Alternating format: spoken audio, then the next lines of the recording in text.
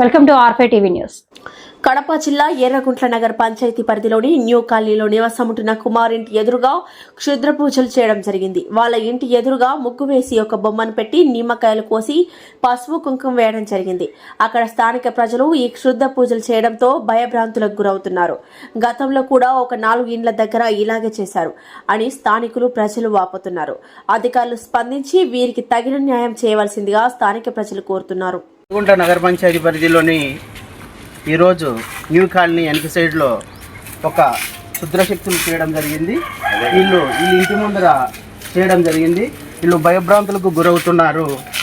ఇక్కడ ఉన్నటువంటి స్థానికుల ప్రజలు మనం ఆశ్రయించడంతో మనం ఇక్కడికి రావడం జరిగింది. ఒకసారి మనం విజువల్స్ వీడియోలో కూడా చూడొచ్చు.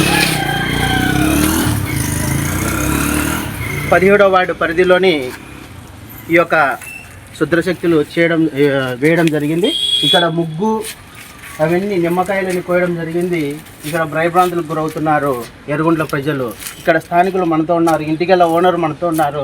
అన్న మీ పేరు ఏం పేరు? కుమార్. అసలు ఏం జరిగింది? ఈరోజు నిన్న రాత్రి అమావాస్యన 12 తర్వాత పెట్టినట్టున్నారు. అవి నిమ్మకాయలు ముగ్గు అన్ని చేతపడి దండిగా చేశారు.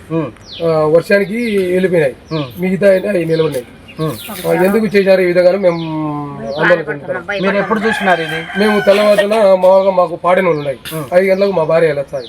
లేదు సూచనకి మామూలుగా పటాకులు కలిసారు కదా అవి అనుకునేది. అవి అనుకుంటే కాదు మళ్ళీ ఒకసారి ఎందుకు లేని లైట్ ఇచ్చేసింది. అప్పటికే అవి ఉన్నాయి. ఆ ముగ్గు ఏమైనా రాత్రి వర్షం పడే వల్ల ముగ్గు పోయింది. ఇలా అది పెట్టారు. గోధుమడితో నిమ్మకాయలు మంత్రించి అనుచి పూలు తల్లి వెనకాల దారాలు పెట్టి ఎంటికలు పెట్టి అన్ని చేశారు. రుద్ర పూజ చేశారు. దీనివల్ల ఎవరికి ఏం జరుగుతుందో మాకు తెలియదు. మొదటిసారి ఇంతకు ముందు ఏమైనా గతంలో ఏమైనా చేసినారు? ప్రజెంట్ మా ఇంటి దగ్గర ఒకసారి మా సందులో 4-5 సార్లు జరిగాయంట. ఈ సందులు ఎక్కడ జరిగినాయి?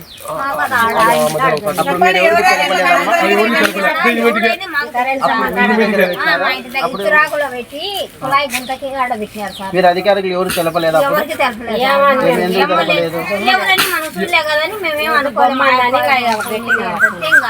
పట్టించుకోలేదు సార్.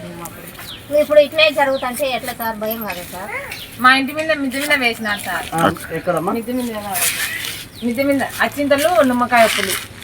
అక్షింతలు నిమ్మకాయ పులి. ఎన్ని రోజుల కింద జరిగింది అది? చాలా రోజులైంది సార్. కానీ ఇట్లే అప్పుడు సుమారు 10 ఏళ్ళు. ఇక్కడ ఈ శుద్రశక్తులు ఇవన్నీ ఇలా చూడడం వల్ల ఎర్రగుంట్ల ప్రజలు స్థానికంగా ఇబ్బంది పడుతున్నారు. ఇది అధికారులు స్పందించి దీనిపై చర్య తీసుకోవాలని మనం ఆర్ఫై టీవీ ద్వారా మేము కోరుచున్నాము. ధన్యమ్మా, మీరేం మాటలు చెప్పండి. ఇంట్లో చిన్నపిల్లలు ఉన్నారు సార్.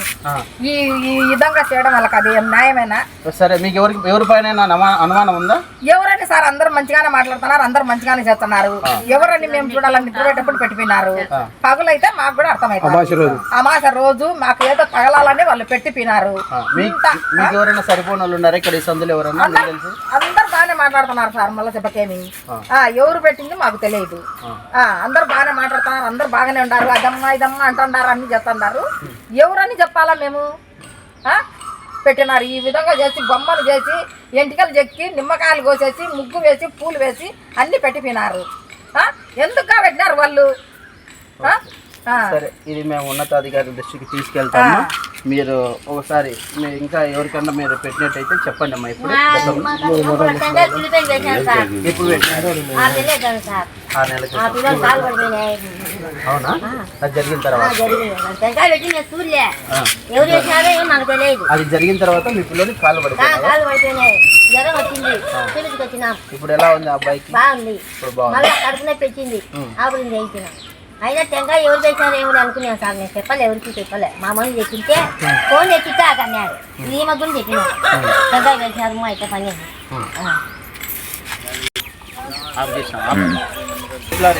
మనతో ఉన్నాడు. ఒకసారి ఆయన కూడా ఏం జరిగింది అసలు?